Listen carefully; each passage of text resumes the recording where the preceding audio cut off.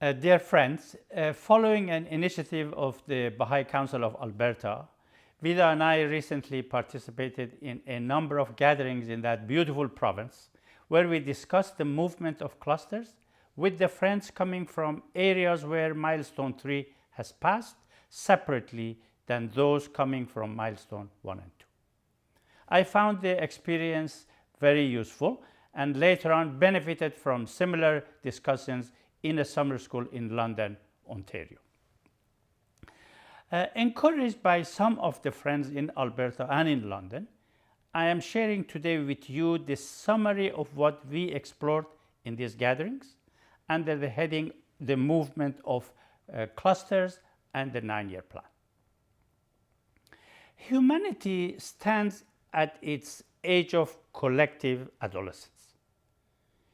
During the period of its collective infancy and childhood, it has successively organized itself by unifying in families, in clans, in tribes, in city-states, and in nations.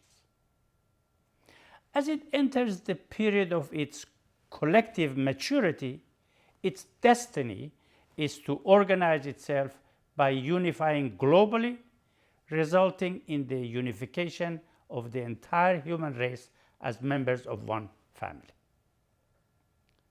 This is the vision Baha'u'llah has come to fulfill by empowering humanity during the transition from the age of adolescence to its age of collective maturity. To bring about this vision, God has two plans, the major and the minor plan. The major plan of God can be compared to the coming of the season of spring. As the spring creates conditions for growth and opens the way for and supports the efforts of all those who wish to cultivate the land, the major plan of God opens ways for and removes obstacles to desired change and organic development in the world. The minor plan of God is aimed at learning how to build a society shaped by the divine teachings and bring about the vision of Baha'u'llah. We do not have a say in the major plan as Baha'u'llah directly oversees that process. However, humanity has an important role to play in the minor plan of God as implemented under the guidance of the institutions created by Baha'u'llah. And the Baha'is have been given a specific task and a mission in this regard. The mission evolves over time, but has always included developing a deeper understanding of the revelation of Baha'u'llah, as well as learning how to bring about the expansion and consolidation of the Baha'i community and fostering its involvement in the life of society at large. The 9-year plan represents the current stage of the minor plan of God as guided by the Universal House of Justice.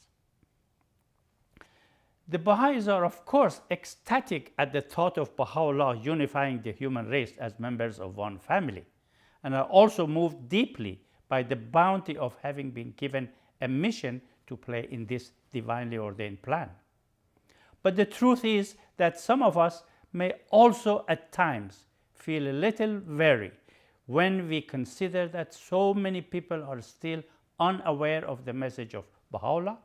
Nay, a large population of the world is still focused on a way of life that does not encourage it to pay adequate attention to the remedy prescribed by Baha'u'llah. Our communities are still small, and the golden age of the civilization promised in the Baha'i writings is not yet apparent on the horizon. What will help all of us not to be discouraged is to remember that the cause of Baha'u'llah will have to progress through stages before humanity can witness the dawning of the golden age. Shoghi Effendi talks about the countless issues that must be faced, the obstacles that must be overcome, and the responsibilities that must be assumed to enable a sore-tried faith to pass through the successive stages which must ultimately culminate in the emergence of the worldwide Baha'i Commonwealth, animated wholly by the Spirit and operating solely in direct conformity with the laws and principles of Baha'u'llah. In the light of this understanding, we realize that each generation of Baha'is has a special role to play in this process, that the progress of the work done by one generation rests on the efforts of those who come before, that the final victory is absolutely guaranteed. Therefore, each generation must rise with focus to carry out the current tasks, no matter what the sacrifice.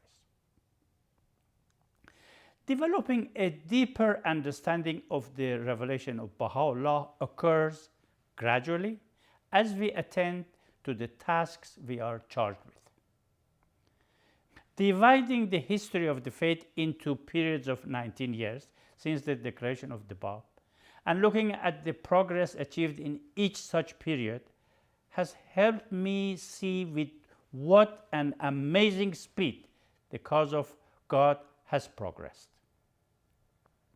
How it has passed from phase to phase to today's stage when our focus is on learning how to release the society building power of the faith in ever larger measures.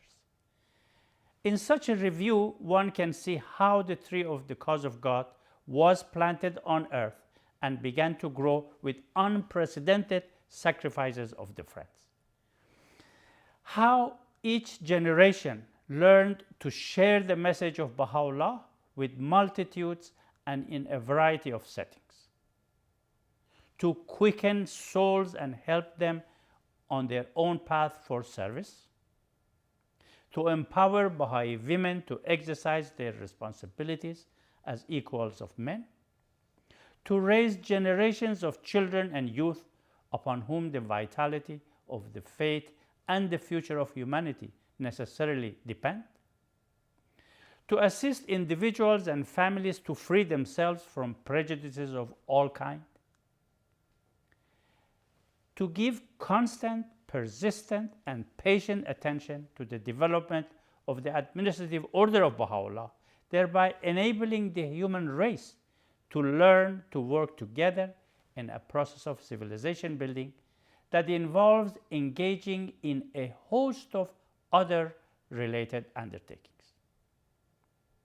For instance, the efforts of the past generations during the 20th century for the expansion and consolidation of the community has been so colossal that the Universal House of Justice says it is safe to say that there was virtually no type of teaching activity, no combination of expansion and consolidation, no administrative option, no effort at cultural adaptation that was not being energetically tried in some parts of the world. But we also know that even the growth of the Baha'i community will pass through different stages, from a steady flow of believers to entry by troops and finally mass conversion. Describing this, Shoghi Effendi explains that a steady flow and the vitalizing influx of new blood into the community will hasten the advent of the day which, as promised by Abdul Baha, will witness the entry by troops of peoples of diverse nations and races into the Baha'i world, a day which will be the prelude to that long-awaited hour when a mass conversion on the part of these same nations and races will suddenly revolutionize the fortunes of the faith, rearrange the equilibrium of the world, and reinforce 1,000-fold the numerical strength as well as the material power and the spiritual authority of the faith of Baha'u'llah. By 1963, the conclusion of the 10-year crusade, and 100 years after the first public declarations of Baha'u'llah, the vitalizing influx of new blood into the Baha'i community from diverse tribes and nations had taken place and continued to do so in the decades that followed. Entry by troops in one form or another took place at different times and in different places. The ongoing challenge to sustain the process was to learn how the expansion and consolidation of the faith would move hand in hand. In 1996, the expansion and consolidation efforts began to grow stronger, deeper, and more complex as it was reinforced by a learning process. In 2006, the first glimmerings of an intensive program of growth emerged, and a new pattern of action consolidated in a small number of geographic areas. As of 2021, in the words of the Universal House of Justice, a conception of the process of entry by troops emerged that relied less on theories and assumptions and more on actual experience of how large numbers of people could find the faith, become familiar with it, identify with its aims, join in its activities and deliberations, and in many cases, embrace it. At the heart of what was learned about the process is the Training Institute, the engine for growth, an educational program based on the words of God. In addition, several elements of growth and their components were identified that needed to be functioning. These elements include the multiplications of core activities and their integration, a successful outreach to local inhabitants, an ever-growing number of individuals and collective teaching initiatives, a vibrant Baha'i community life, a commitment to an ongoing learning process, as well as integration of arts and the involvement of youth as a driving force of the process. Furthermore, conditions conducive to growth were understood to involve issues such as a pronounced spirit of collaboration among the institutions, a reasonable degree of administrative capacity, and the involvement of a number of assistant to auxiliary board members in the community building process. And lastly, many important concepts and practices impacting growth began to receive attention. Among them, cycles of growth, acting in a posture of learning, increasing institutional capacity at diverse levels, accompaniment of those engaged in the work, universal participation, a coherent life of service, social action, and involvement in the discourses of society. The combination of all these points shape up what is referred to as the Institute process, a process of capacity building, enabling everyone who is interested to participate and become a protagonist in the minor plan of God. A vigorous Institute process itself then is referred to as an element of growth. One of the very important things that has been learned is the concept of a cluster as a geographic construct intended to facilitate thinking about the growth of the faith. Clusters were identified not so much on the conditions of the Baha'i community, but mostly based on the way the larger society was interacting, communicating, and functioning. An ever-expanding program of growth was to be established in every cluster. Gradually, the movement of clusters along a development path marked by a series of milestones was understood and followed up. The House of Justice stated at the start that the chief aim of a program of growth right from the beginning, and regardless of the size of the Baha'i community in the cluster, is to initiate a process for building capacity within the cluster through which its inhabitants, prompted by a wish to contribute to the spiritual and material well-being of their communities, are enabled to begin offering acts of service. The ultimate goal of a program of growth, therefore, is for all the inhabitants of the cluster to consider themselves protagonists in the process. Not to lose the sight of the fact that the focus of the institute process is and should stay on the whole population of the larger society is a challenge. The process, of course, begins with a small group of participants studying institute courses and offering one or another of the acts of service the courses recommend. With the rise in the number of people studying these courses, the process of growth advances. For these advances to take place, the principal issues include raising the number and enhancing the capacity of those serving as tutors, sustaining a steady flow of participants through the sequence of courses, and coordinating the Institute's efforts through effective mechanisms. Those serving as tutors have a special task.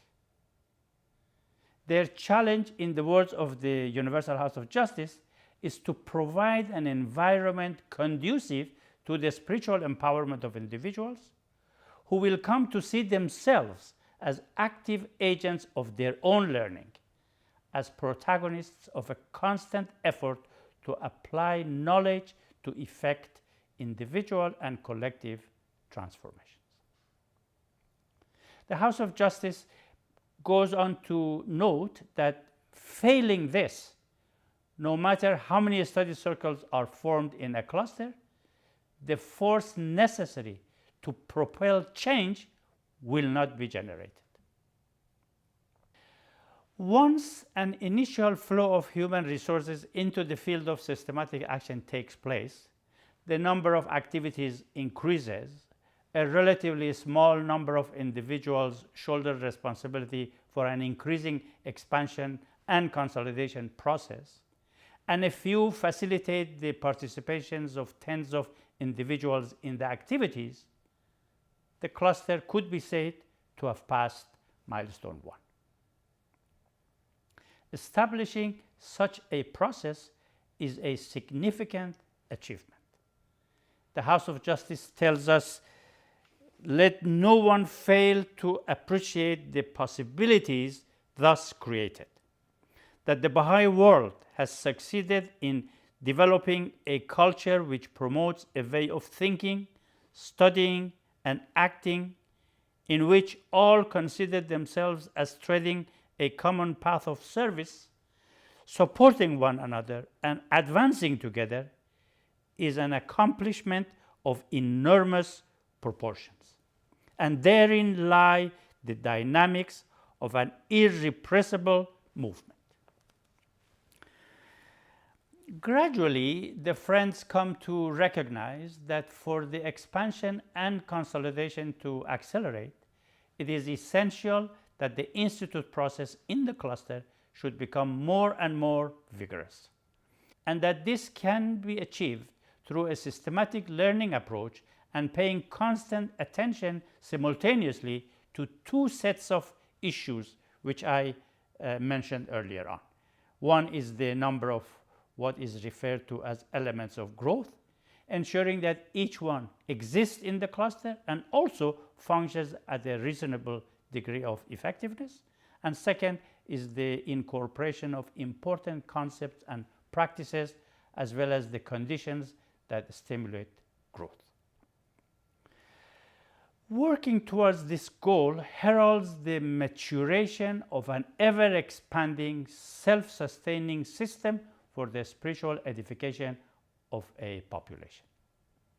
Under such conditions, a steady stream of friends is proceeding through the courses of the training institutes and engaging in the corresponding activities.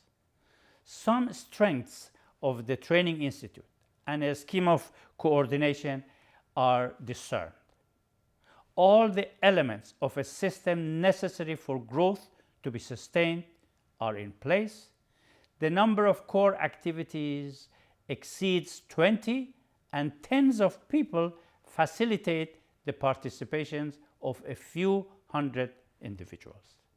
This constitutes a cluster that has passed milestone 2.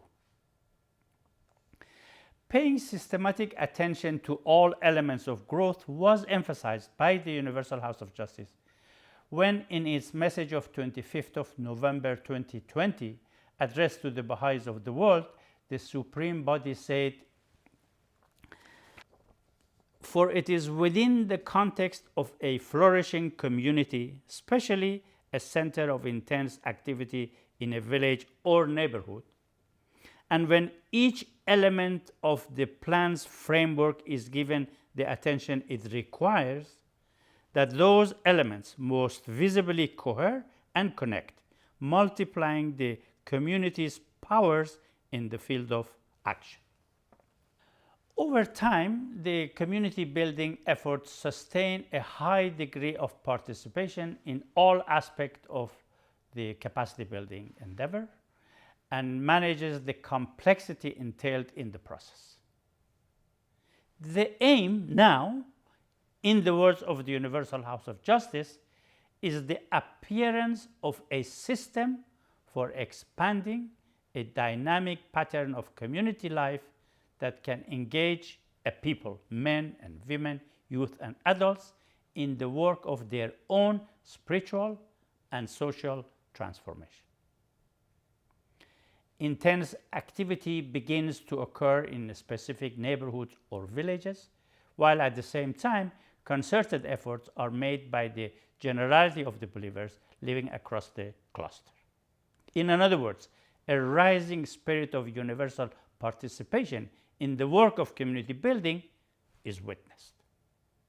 The Training Institute learns to ensure that sufficient human resources are being raised to provide for the spiritual and moral edification of children and junior youth in ever-increasing numbers. The faith educational efforts take on a more formal character as children move seamlessly through the grades year after year, and one level of the junior youth spiritual empowerment program reliably succeeds another. The number of core activities exceeds 100.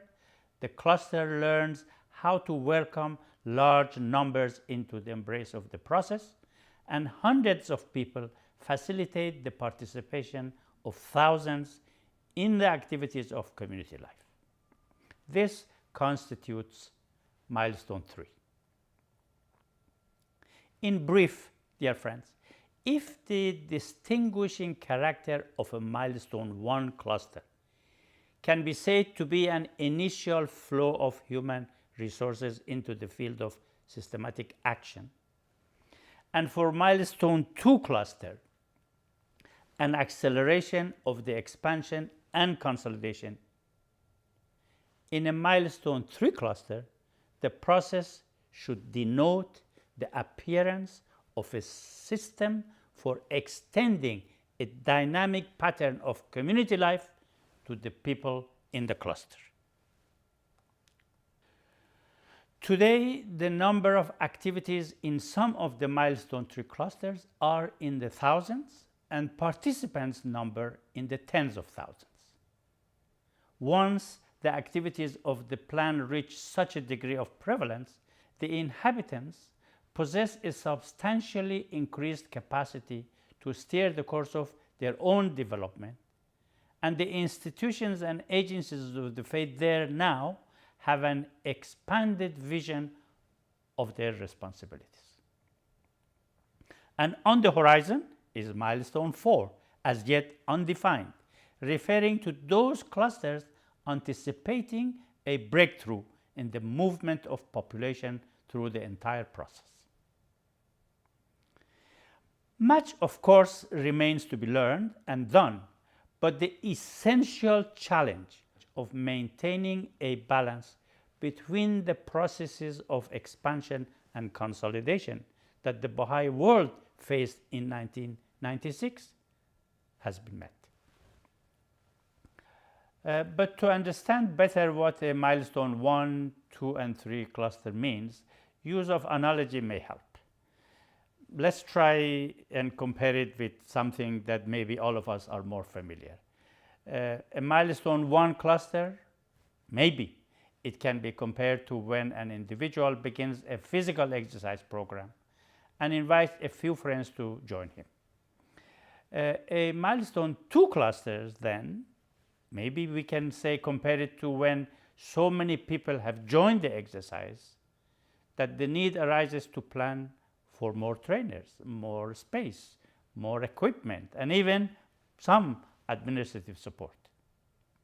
In such a scenario, a milestone 3 cluster would be equivalent to when it becomes apparent that a system is needed to reach an increasingly large number of inhabitants and inspire them to join the physical exercise program and ultimately take charge of their own health through physical exercise. Let's say that this is a reasonable comparison. In such a case, this system will naturally include larger gyms, adequate equipment, plans for building gyms in other neighborhoods, and training more people as instructors. The institute process, and at the heart of it, the training institute, are intended to provide the equipment and the instruments and the management needed for the exercise of the transformation of society. When I used this analogy in a recent gathering in Calgary and said I'm not sure of its relevance, one kind person in the audience came to me later on and shared with me his idea of another possible analogy to make the point I was trying to make. He said he is an agronomist and offered an agriculturally related analogy, which I like, as I am also an agronomist by profession. And that's this: when a new variety of a crop becomes available that meets the current needs of a population, the first step usually is to grow it in a few nearby locations, thereby allowing a small number of farmers to observe and adopt its cultivation. Based on the experience gained, preparations are then made to secure the services of a few more skilled people to grow the new crops by an increasing number of interested farmers in wider geographic areas.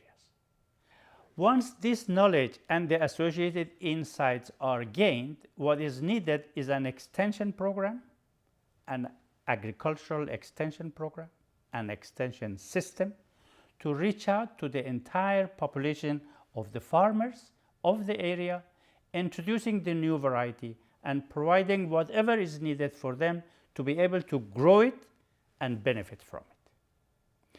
If we compare the first and the second phase of this agricultural exercise to a milestone 1 and 2 cluster, the implementation of an extension program is comparable to what we should be doing in a milestone 3 cluster.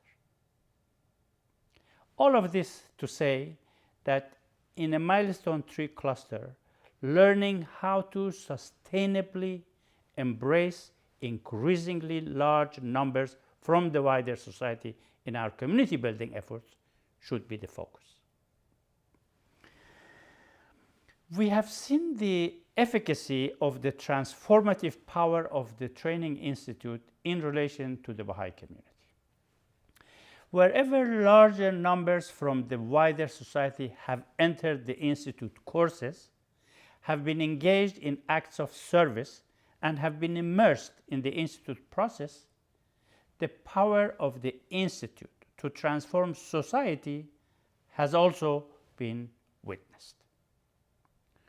Could we not then conclude that the larger the numbers from the wider society who are participating in the activities, the stronger the process of community will be, and the more visible will be the signs of the release of the society building power of the faith. This recognition, combined with a deeper understanding of why the message of Baha'u'llah is indeed the sovereign remedy for every disease humanity is facing, is the key, friends, to becoming more effective in our efforts aimed at releasing the society building power of the faith in ever greater measures. In locations where the community building process began with initially no or few Baha'is, there was no choice other than focusing on working with the people from the wider society. The community building efforts, therefore, was rightfully seen from the beginning as the movement of a population, in this case, the inhabitants of the cluster. Knowing that for the movement of a population, more and more people from that population must necessarily walk the path of service, and that the process of study and action has to take root in the population itself, the learning was focused on walking this path, and an essential element of the transformation of society, that's the participation of increasing numbers in the institute courses, was incorporated into the process right from the beginning. There are today clusters that have passed milestone 3, where the process originally began with a sizable Baha'i population. It is possible that in some of these places, the friends chose, at least initially, the easier path of focusing to work with the Baha'is and did not act sufficiently upon the concept of the movement of a population. In such clusters, the process of community building work may have left its mark on the believers more as a series of activities whose numbers must be multiplied rather than the movement of a population. This perception, of course, can impede progress towards learning the release of the society building power of the faith. In such clusters, even though the number of activities help the cluster to pass milestone 3, but experience in attracting, inviting, and nurturing the participation of an increasing number of souls from the wider society could be very limited. In such clusters, it is not unusual to see that even if the number of people engaged in the conversation is relatively high, but the number of participants from the wider society, particularly in the educational activities, and consequently the number of people from the wider society who are protagonists and take on the responsibility of rendering their own services, are low and scarce. In such clusters, a new mindset is needed so as to be able to see the wider society as the main reservoir of human resources, a mindset that should guide the movement of clusters throughout the 9-year plan. During the early years of the 9-year plan, every cluster, in my opinion, regardless of its stage of development, will benefit from a fresh reflection on the guidance of the House of Justice on the dynamics of the movement of a population. In milestone 1 and 2 clusters, such reflection would include examining the strategies aimed at multiplication and integration of core activities, learning how to increase participation not only from the Baha'i communities, but also from the society at large, taking all possible measures to ensure that more regular and more systematic attention is given to learning not only how to involve an increasing number of people from the wider society in our educational activities, but also how to empower an increasing number of individuals to render acts of service and become protagonists of the community building efforts. In another word, ensuring that all the possible necessary measures are being taken now in preparation for having a functional system in place for the purpose of reaching out to the population at large when they got to milestone 3. In milestone 3 clusters, where the bulk of the work to reach 100 or more activities has been achieved by the participation of the Baha'is, the Friends and the cluster agencies should, in my humble opinion, make a conscious shift in thinking and begin systematic learning about how to act upon the concept of the movement of a population. The capacity to understand and conduct a systematic approach to learning how to move a population step by step is indeed central to the healthy development of a milestone 3 cluster. If this capacity is missing or it needs nurturing, working hard on it becomes at once urgent and a great opportunity for progress. Study of a compilation of the guidance of the Universal House of Justice on the movement of a population can be a very effective starting point. Such a study will naturally be followed by learning in action, aimed at developing the necessary capacities in the cluster. The whole idea of learning, friends, is that we learn how to do things that we do not know how to do it yet. With clarity of mind, the cluster can concentrate on one object of learning after another. If their challenge is that they currently do not know what the movement of a population effectively implies, they must immediately engage in a systematic approach to learn about it. If they realize they do not know what to say to people to interest them in participating in the courses of the Institute, that's what they must focus on learning. If they realize that they do not know how to keep them involved in the process, they must focus on learning that. If they do not know how to support new people to take responsibility to carry out their own acts of service, that's what the focus of learning should be. The Friends should also know that somewhere in another cluster or even in another part of the world, someone has learned how to do these things, and they should draw from the experience to learn how to do it in their own circumstances. Such a focus on more systematic learning will assuredly enhance the movement of clusters when it is combined with a more systematic approach to planning, as highlighted in the 9-year plan. The House of Justice has offered 2 specific related guidance. One is that a greater expression of the society building power of the faith requires still further advances in the process of entry by troops, and the second being the movement of clusters along a continuum of development will remain the basic model for the expansion and consolidation of the community as described in the previous plans.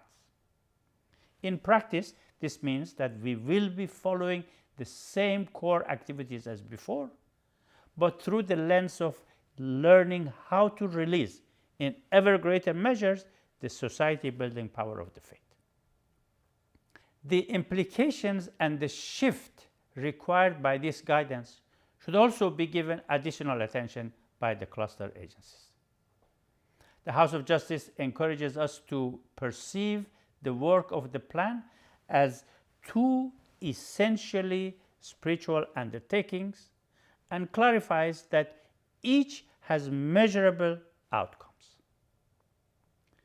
The concept of spiritual undertakings having measurable outcomes should encourage us not to hesitate to make efforts to measure the progress we intend to achieve, no matter how lofty the idea is.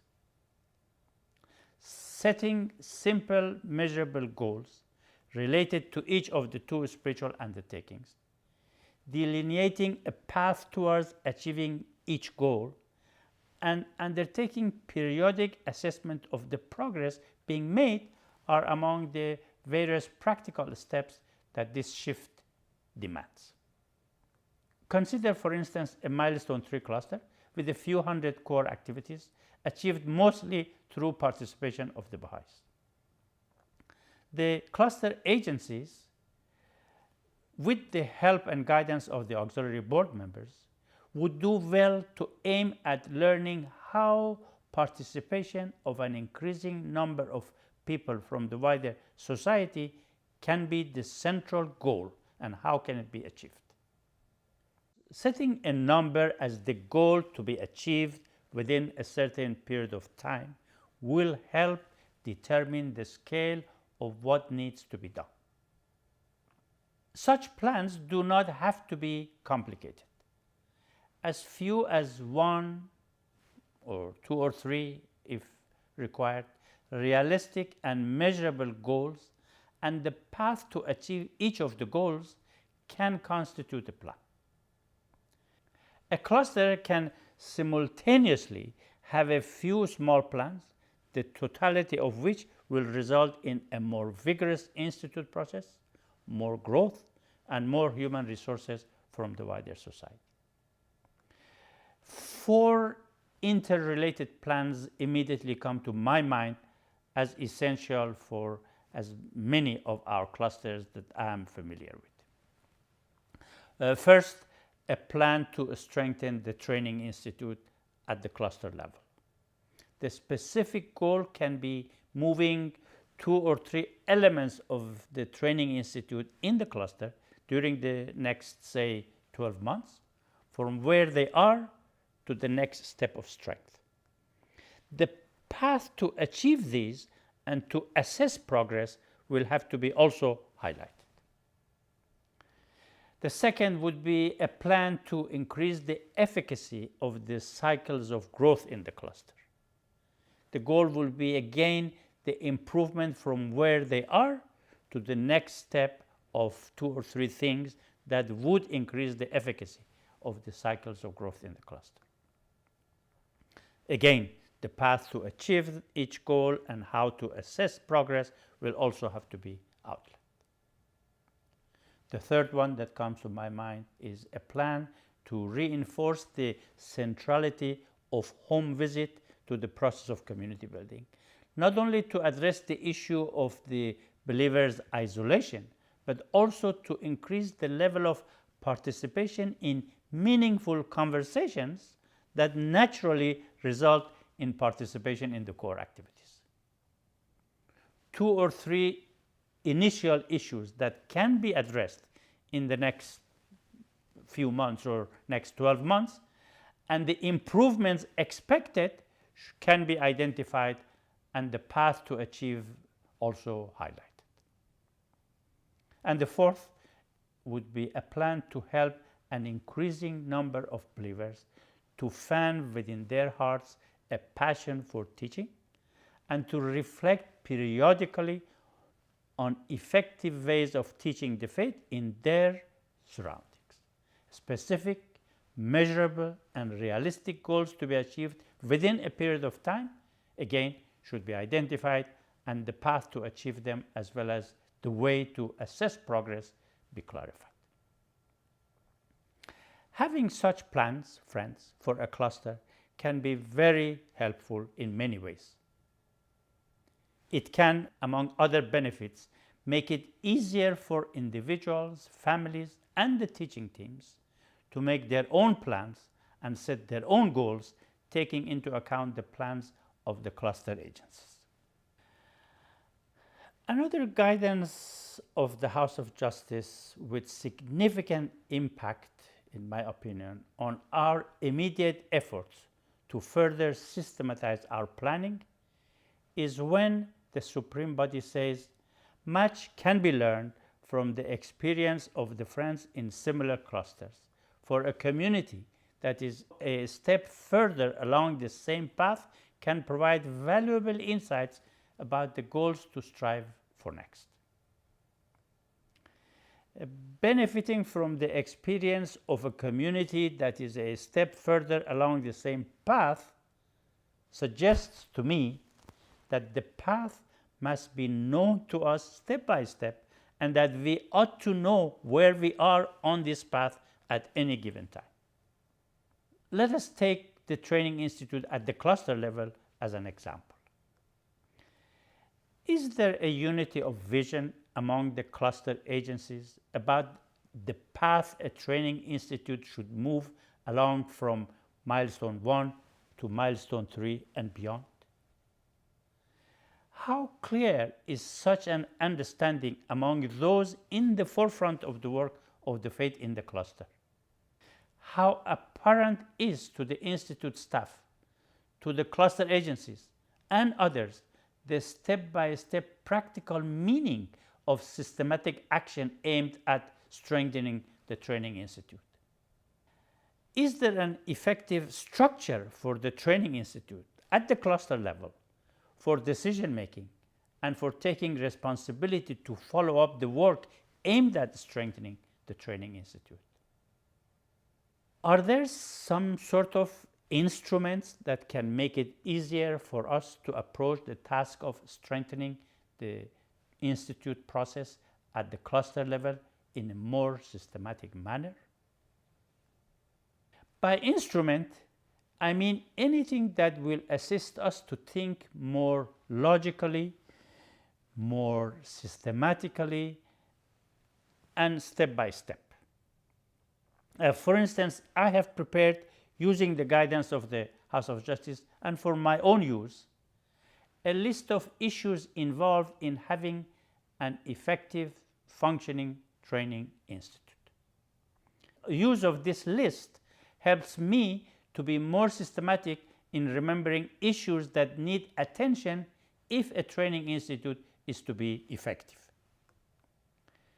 I think the list can be improved to assist in thinking about what the next step is to strengthen each issue.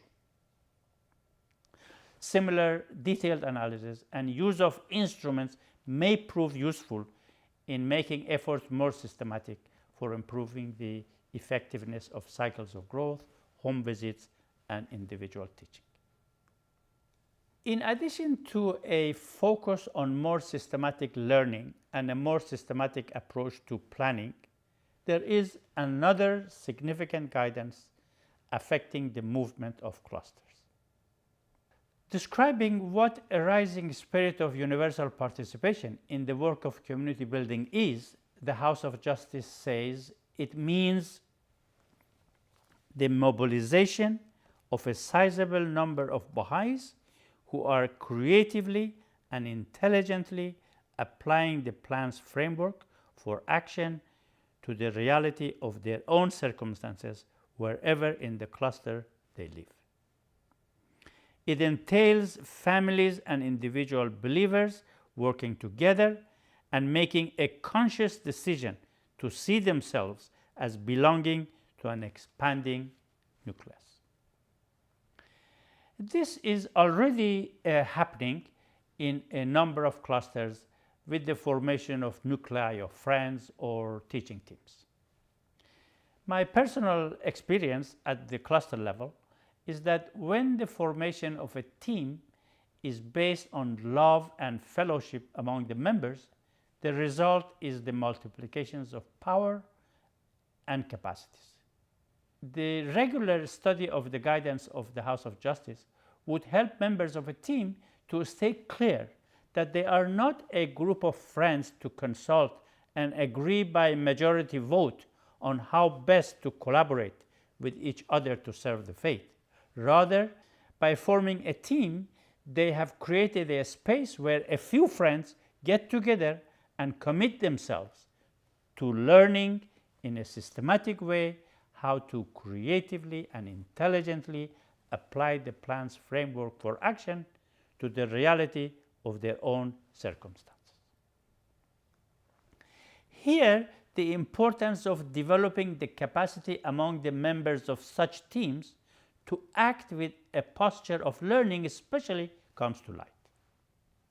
Such teams come to know that the plan requires them to make decisions based on experience rather than on opinions and personal likes and dislikes, and that with the regularity of reflection meetings with more systematization, goal setting, and increase in the number of activities, and particularly in the level of participation from those from the wider society, progress and results can be significant. They come to know that the guidance of the plan works and works well. With more capacity, more can be achieved. The key here again, friends, is the capacity at the cluster level to assist and accompany these teams to familiarize themselves with the direction of the House of Justice, so as to learn how best to function in the light of this guidance.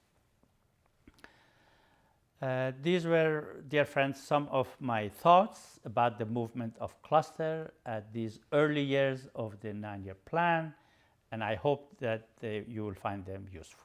Thank you for your attention.